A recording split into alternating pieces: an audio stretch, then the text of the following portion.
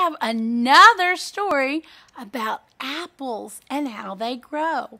Now, this story is called Apples Here, and it was written, that means the words, and the pictures, it was illustrated by Will Hubble. Look at the picture of the little girl looking up at the apples hanging on the tree above her. Let's talk about the parts of the book. So this is the front cover. Do you know what this is if I turn it over? It's the back cover. That's easy, right? Front cover, back cover. And when I look at a book, I look for the big words on the front. That's the title, almost always. If you see the great big words, that's the title. And the little bitty words, that tells us the author and the illustrator's name. The person who wrote the book is called the author. They wrote the words. And the illustrator is the person who draws the pictures. It's awesome. And this part of the book is called the title page because we see the title of the story again. The name is the title. It's the big letters. Apples Here.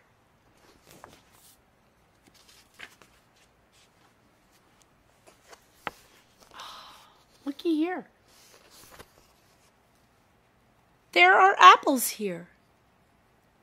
Does it look like there's apples here? It doesn't really look like apples. It looks like snow and trees that don't have any leaves. Hidden in the buds and waiting for spring. Do you see the little buds on the ends of the leaves? That's where the apples are waiting to grow. They're waiting for the weather to get warm where they can come out and grow. There are apples here. Look how pretty.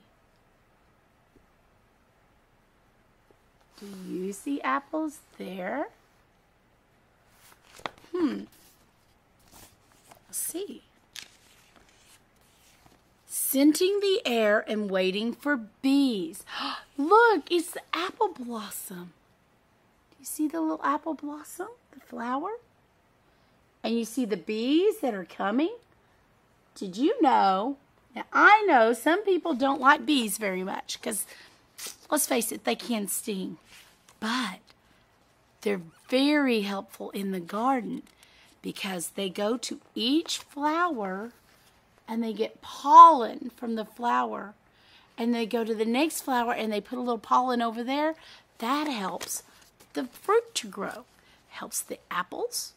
It also helps with oranges and peaches. Looky here. There are apples here. Do you see apples there? Look close. I see kids having a good time in the tree. Not seeing the apples. Let's see. Ah, but there they are. Waiting for the sun and rain to help them grow. See the little green buds? Did you know that even red apples start with little green apples? They start as little green apples and change colors? Sure do. That was tricking me a little bit because the leaves were green and the buds were green. I couldn't see them so well, but they were there. There are apples here. Now I see them. Look at the apples growing at this farm. I think the children have the right idea. They're headed toward the apple tree. Waiting to be picked. Look at them. Oh, this would be me if I were picking apples. I would be eating them while I was picking them. Look at them. Put them in the big old boxes. Remember, they have to be picked by hand. You have to be careful with them because they can get bruised. Right. Apples here, calls the farmer. Macintosh, Gala, Golden Delicious, all kinds of apples. Now they're selling their apples, aren't they? Selling them at the market.